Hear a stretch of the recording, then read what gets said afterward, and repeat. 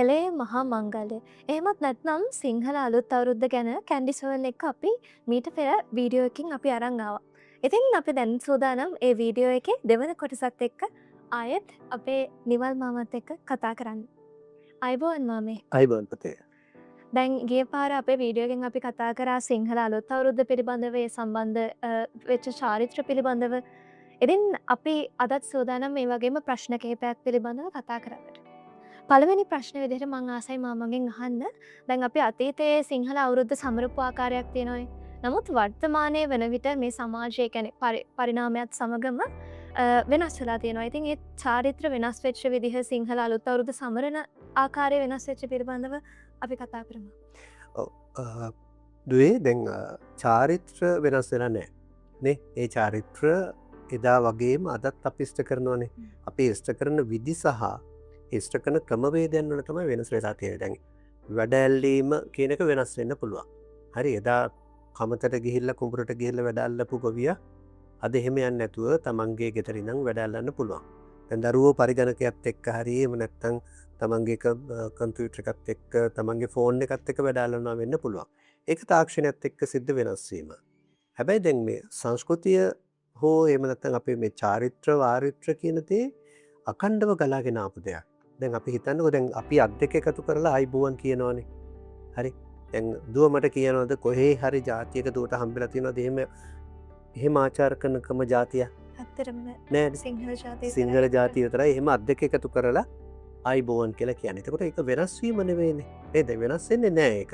ඒවා අඛණ්ඩව මේ විශ්වයේ තියෙන තාක්කල් අපේ ජාතියේ තියෙන තාක්කල් ඒවා පවතී. ඒ වගේම අපේ වැඩිහිටියන්ට ගරු කිරීම හරි ඒවා වෙනස් වෙන්නේ නෑ. වෙනත් කියන්නේ මේ සංස්කෘතික වෙනස් වීම එක්ක යම් යම් ගැටණයක් නැති වෙන්න පුළුවන් සමාජය තුල.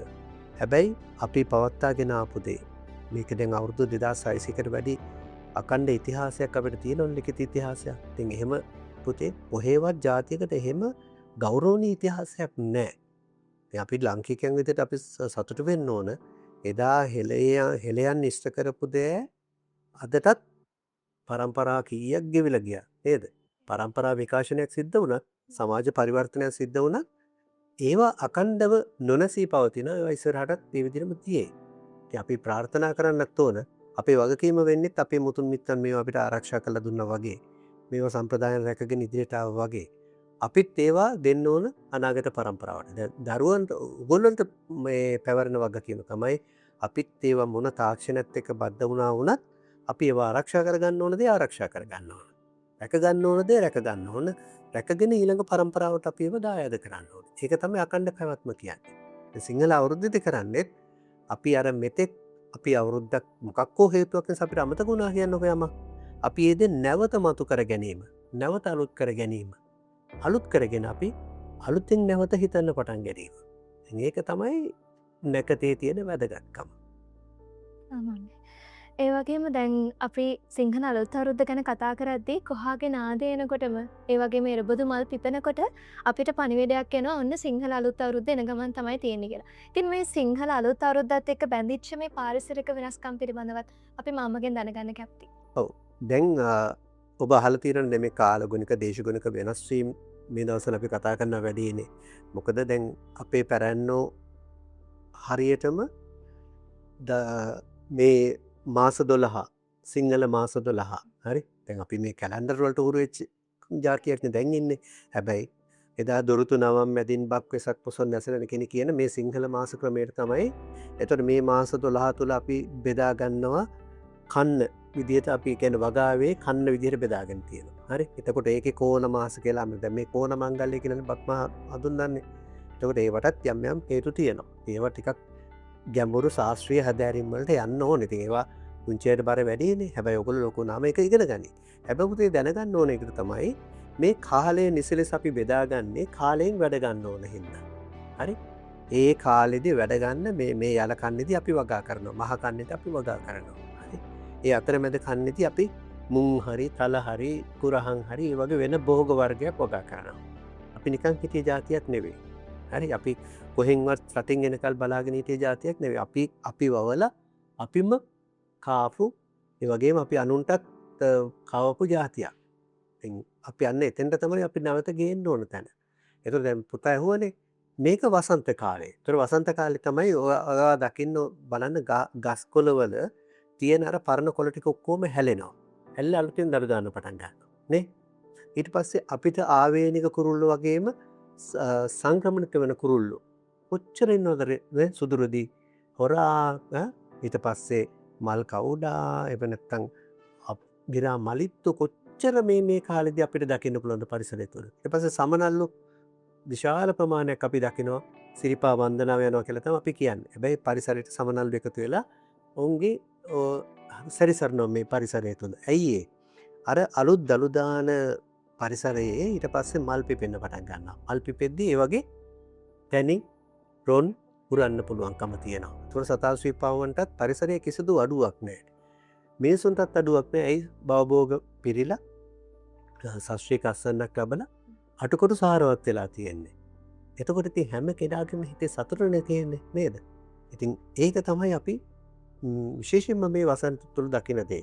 ඉතින් සංක්‍රමණික කුරුල්ලෝ විතර නෙවෙයි අපිට ආවේනික කුරුල්ලෝ, පක්ෂියෝ, ඊළඟට සතා සිව්පාවුන් ඒගොල්ලෝ පරිසරයත් එක්ක බද්ධ වෙනවා. ඒ පරිසරය අලුත් වෙනවා.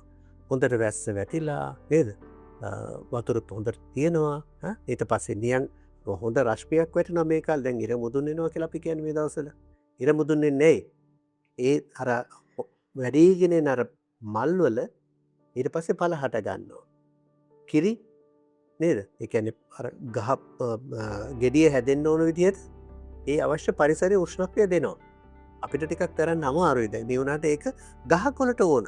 සතා ස්වීපාවන්ට ඕන. ඒක තමයි පරිසරයේ වෙනස. ඒ පරිසරයේ වෙනස තමයි මේ බක් මාසය අපිට කියලා දෙන්නේ. ස්තුතියි මාමේ. අපිට ඒ කියන්නේ දැන් ඇත්තටම වසන්ත සමය කියන සුන්දර සමය අපිට ළඟා වෙන මේ අවුරුද්දත් එක්කනේ ඒ සම්බන්ධයෙන් අපි දැන් දැනගත්තා.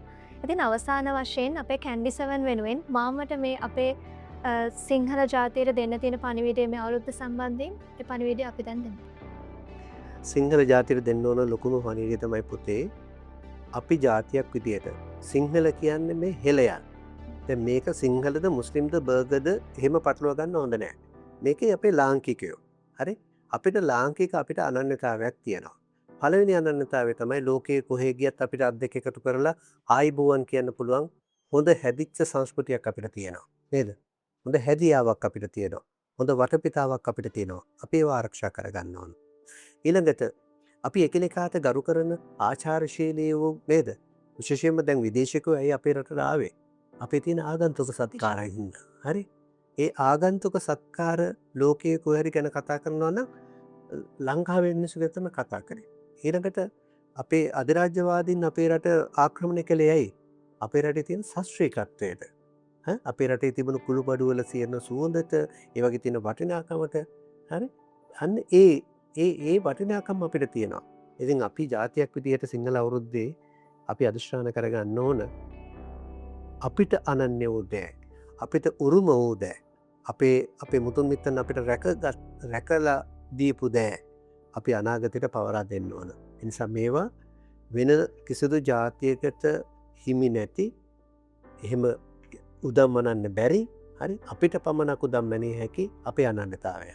ඒ අනන්‍යතාවයන් රැකගත්තොත් තමයි අපිට මතු පරම්පරාවටත් අපේ මතු පරම්පරාවටත් අපේ කම ගැන කතා කරන්න පුළුවන් වෙන්නේ. හෙළයන් ගැන කතා කරන්න පුළුවන් වෙන්නේ. විශේෂයෙන්ම ලාංකිකයන් ගැන කතා කරන්න පුළුවන් වෙන්නේ. සිංහල අවුරුද්දේ අපේ ප්‍රාර්ථනාව අතුකොටු පිරෙයි. ඒ වගේම සිතුවිලි පෝෂණය වෙයි. හරි? ඒ වගේම අපේ කම ආරක්ෂා වෙයි. එහෙම ආරක්ෂා වේවා කියලා අපි ප්‍රාර්ථනා කරමු. ස්තුතියි මාමේ. ඇත්තටම අපිත් එක්ක එකතු වුණාට. ඉතින් අපි අලුත් අවුරුද්ද පිළිබඳව ගොඩාක් දේවල් දැනගත්තා. ඒ වගේම සිංහල සාහිත්‍යිකයන් හෙළයන් විදිහට මේ අලුත් අවුරුද්ද පිළිබඳ අපි ගොඩක් දේවල් දැනගත්තා. ඒ සම්බන්ධයෙන් අපිත් එක්ක නිමල් මාමා එකතු වුණා. ඉතින් ස්තුතියි මාමේ බොහොම එකතු වුණාට. අයබෝවන්. අයබෝවන් පුතේ.